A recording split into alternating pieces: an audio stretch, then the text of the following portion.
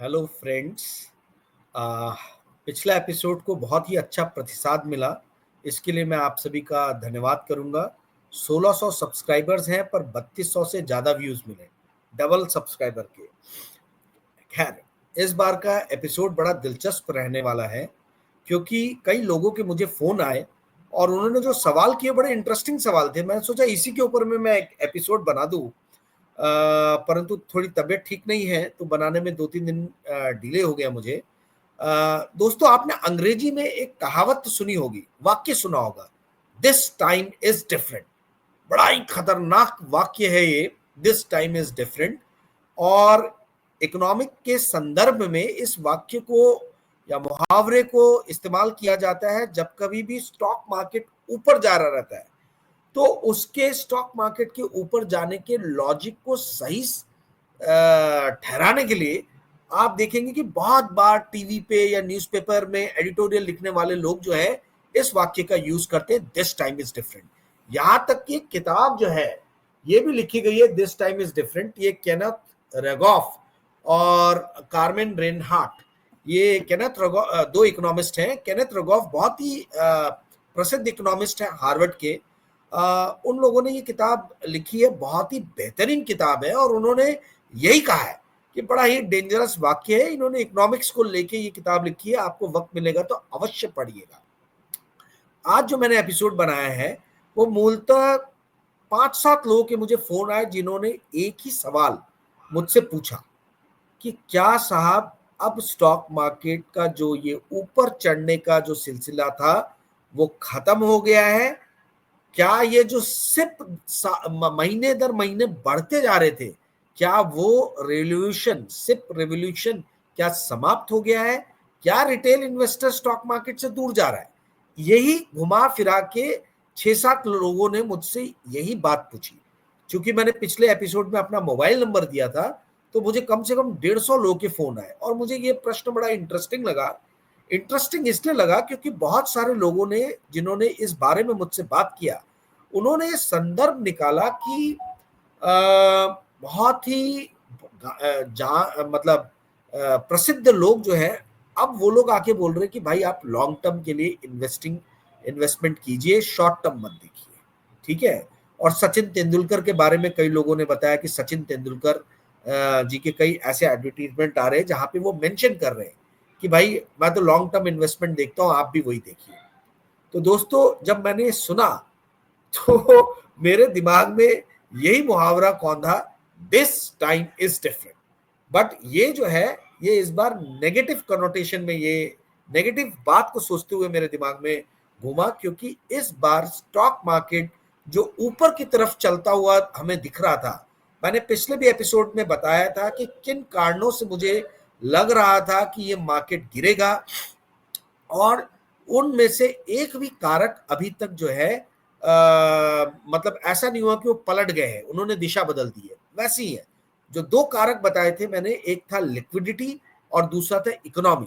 मैंने कहा था कि कोरोना के टाइम में वर्ल्ड की इकोनॉमी पूरी रसातल पे चली गई थी, उसके बाद भी स्टॉक मार्केट भागा था क्योंकि सेंट्रल बैंक्स ने अपनी मॉनेटरी पॉलिसी जो है वो बहुत ही लूज कर दी थी।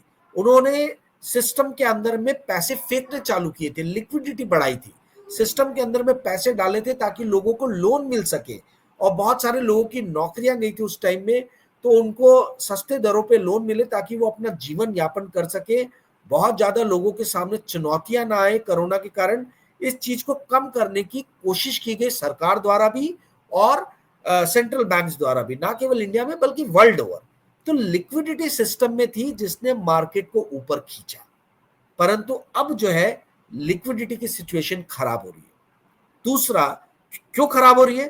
क्योंकि वर्ल्ड ओवर सेंट्रल बैंक्स जो हैं वो अपनी बैलेंस शीट को कॉन्ट्रैक्ट कर रहे हैं, यानी सिस्टम से पैसा जो है वो वापस अपने पास ला रहे हैं, सिस्टम में पैसा फेंक नहीं रहे।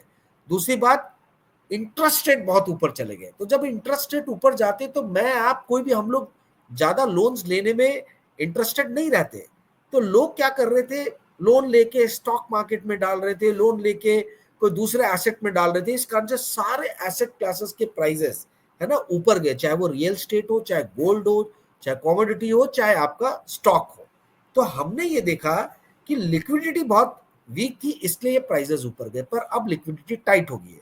दूसरी, इकोनॉमी रसातल में जा रही है। पिछले एपिसोड में मैंने बहुत ही एक्सप्लेन करके बताया, आप वो देख लीजिएगा। ये एपिसोड में मैं ये बताना चाहता हूं कि जो दर्शकों ने कहा कि अब तो साहब सूचना क्रांति आ गई है, छोटे छोटे इतने सारे यूट्यूब चैनल्स हो गए हैं, तो ज्यादा चैनल्स, ज्यादा समाचार पत्र, मतलब ज्यादा सही जानकारी। क्या ऐसा होता है? ऐसा बिल्कुल नहीं होता है। ज्यादा चैनल्स खुल गए इसका मतलब ये नहीं है कि आपको ज्यादा करेक्ट या ज्यादा विविध न्यूज मिले। अगर सारे चैनल्स या सारे यूट्यूब चैनल्स या न्यूज़पेपर या मीडिया एक ही तरीके की न्यूज दिखाए, तो आपको कहाँ उसमें वैरायटी नजर आएगी? और वो क्यों एक ही तरीके की न्यूज दिखा रहे थे कि स्टॉक मार्केट ऊपर जाएगा, इंडिया की इकोनॉमी बहुत बॉयंट है, स्टॉक मार्केट में बहुत उछाल आएगा? उसका कारण ये है कि इंडिया की सिर्फ म्यूचुअल फंड इंडस्ट्री हम देखें, जो स्टॉक्स में इन्वेस्ट करती है, तो आज जो एयूएम है म्यूचुअल फंड इंडस्ट्री का, वो है 67 लाख करोड़ के ऊपर का। इसमें से जो सिर्फ इक्विटी में, स्टॉक मार्केट में जो डालते हैं, म्यूचुअल फंड में भी जो पैसे आते हैं, वो पैसे अलग अलग जगह जाते हैं। कहीं स्टॉक में जाता है, कहीं बॉन्ड में जाता है, कहीं गोल्ड में जाता है। तो जो स्टॉक में, प्योर स्टॉक में आ रहा है, वो 29 लाख करोड़ के ऊपर का, 29.4 लाख करोड़ के आसपास में है at the end of January 2025, जो मुझे याद है डाटा। अब आप सोचिए कि ये इंडस्ट्री इतनी बड़ी है, ये तो प्योर इक्विटी है। उसके अलावा हाइब्रिड फंड्स रहते हैं, बैलेंस्ड फंड रहते हैं, मतलब जो अपना एक पोर्शन जो है इक्विटी में डालते हैं। मैं वो डाटा कंसीडर भी नहीं कर रहा हूं, मैं प्योर इक्विटी बता रहा हूं। तो ये जो 67 लाख करोड़ की म्यूचुअल फंड इंडस्ट्री है, ठीक है, इसमें मोटा मोटी 1% जो है, ये लोग प्रॉफिट कमाते हैं। तो 67 लाख करोड़ का 1% हो गया 67,000 करोड़। 67,000 करोड़ का यदि 10% भी एडवर्टीजमेंट में खर्च कर रहे हैं, तो ये करीबन 6,700 करोड़ के आसपास होता है। तो जब मीडिया को अच्छा ही अच्छा बताने के बारे में पैसे मिले, एडवर्टीजमेंट मिले, तो वो उनके मीडिया के लिए आपका इंटरेस्ट सर्वोपरि नहीं है। उनका इंटरेस्ट सर्वोपरि है उस व्यक्ति के इंटरेस्ट को बचाने में जहां से उसको पैसे मिल रहे हैं। म्यूचुअल फंड वाले क्यों चाहते हैं कि अच्छा ही अच्छा चले स्टॉक मार्केट के बारे में? क्योंकि लोग जो पैसा इन्वेस्ट कर रहे हैं, उसी से इनकी पगार आ रही है, इनकी जो सैलरी निकल रही है वो आपके पैसे से निकल रही है।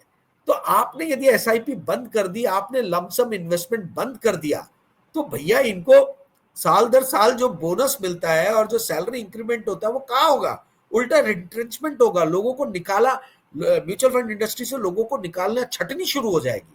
कोई ये चाहता नहीं है। तो मतलब म्यूचुअल फंड इंडस्ट्री में काम करने वाले, मीडिया वाले आपको कभी भी आगाह नहीं करेंगे, क्योंकि मीडिया को एडवर्टीजमेंट मिलता है। दोस्तों, कहने का अर्थ ये है कि आप बड़े बड़े चेहरों को ना देखें। This time is different. ICICI direct जैसा बड़ा mutual fund house India Pakistan के आईपीएल मैच के दौरान जो है, वो मार्जिन ट्रेडिंग फैसिलिटी की एडवर्टीजमेंट कर रहा है। मार्जिन ट्रेडिंग फैसिलिटी का अर्थ यह है कि स्टॉक्स और खरीदने के लिए आपको लोन मिल रहा है, लोन दे रहा है आईसीआईसीआई डायरेक्ट। तो इस तरीके, और वो भी तब ऐसे वॉलेटाइल टाइम में जब स्टॉक मार्केट नीचे जा रहा है। यानी ये आपको ये बताना चाह रहे हैं कि मार्केट और ऊपर जा सकता है, ठीक है, आप इस समय का फायदा उठाइए, और इसलिए हम आपको लोन दे रहे हैं। तो ये तो आपके ग्रीड, आपकी साइकोलॉजी पे खेलने का प्रयास है। मैं ये सब बातें क्यों बता रहा हूं? क्योंकि ये बातें कोई और आपको नहीं बताएगा। जो आज की डेट में, जो लोगों ने पूछा कि क्या सिप रेवोल्यूशन का एंड हो गया है, मुझे नहीं लगता सिप रेवोल्यूशन का एंड हुआ है। क्योंकि लोग जो हैं, मैं तो 3,000 लोगों तक पहुंच पा रहा हूँ, 1600 मेरे सिर्फ सब्सक्राइबर्स हैं, पर लाखों करोड़ों लोगों तक ये टीवी चैनल जाते हैं, और ये टीवी चैनल सिर्फ अच्छी अच्छी बातें इकोनॉमी और स्टॉक मार्केट के बारे में बता रहे हैं। तो लोग तो वही देखेंगे, और वही कारण है कि जनवरी में पहली बार ऐसा हुआ कि जो नए सिप थे, वो 46 लाख खुले, और 51 लाख पुराने सिप्स बंद हुए। यानी नेट नेट 5 लाख का मतलब सिप्स बंद हुए। उसके बावजूद भी सेकंड टाइम हाईएस्ट इन्वेस्टमेंट जो है, वो सिप द्वारा म्यूचुअल फंड्स में आया। 26,000 करोड़ रुपए जनवरी 2025 में लगे। तो जब 25-26 हजार करोड़ रुपए स्टॉक मार्केट में पैसे सिप के द्वारा लगेंगे, तो हम ये बोलना कि सिप रिवॉल्यूशन का एंड हो गया है, ये गलत है। भले सिप क्लोजर ज्यादा बढ़ रहे हैं, पर आप कंट्रीब्यूशन ऑफ सिप, जो पैसा जो आ रहा है वो कम नहीं हुआ है। दिसंबर के महीने में जो मेरे पास में डाटा है वो सिप का था कि दिसंबर के महीने में जो टोटल पैसा आया था वो था 26,459 करोड़, और यही जनवरी में वो घट के 26,400 करोड़ हुआ, यानी सिर्फ 59 करोड़ रुपीस ही कम हुए। परंतु जो सिप बंद हुए थे वो 5 लाख सिप के आसपास में बंद हुए थे।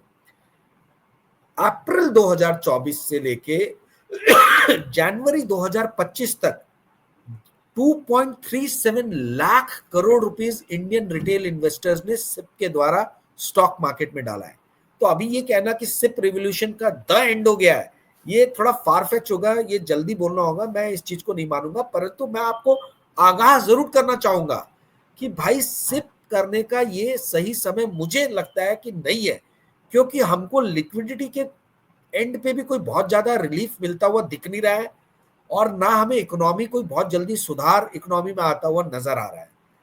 एक आशा की किरण है जो मैं इस एपिसोड में आपके साथ शेयर करता हूं, और वो आशा की किरण है कि यदि रशिया और यूक्रेन के बीच में वॉर बंद हुआ तो हो सकता है कि स्टॉक मार्केट तेजी से एक छलांग मारे। क्यों छलांग मार सकता है? क्योंकि यदि रशिया और यूक्रेन का वॉर बंद हुआ तो जो ऑयल के प्राइसेस है वो नीचे आएंगे। इंडिया जो है 87% अपने ऑयल रिक्वायरमेंट इंपोर्ट द्वारा यानी बाहर से मंगा के करता है, ठीक है। उस पे हमारा बहुत मतलब प्रीशियस जो डॉलर है वो बाहर जाता है, क्योंकि हम डॉलर में ही ऑयल खरीदते हैं। ऑयल की ट्रेडिंग वर्ल्ड ओवर डॉलर में होती है, डॉलर डिनोमिनेटेड है। तो हमको बहुत सारा जो ऑयल जो है जिसके बदले में हम बहुत सारा डॉलर दे रहे हैं वो फ्लो बंद हो जाएगा।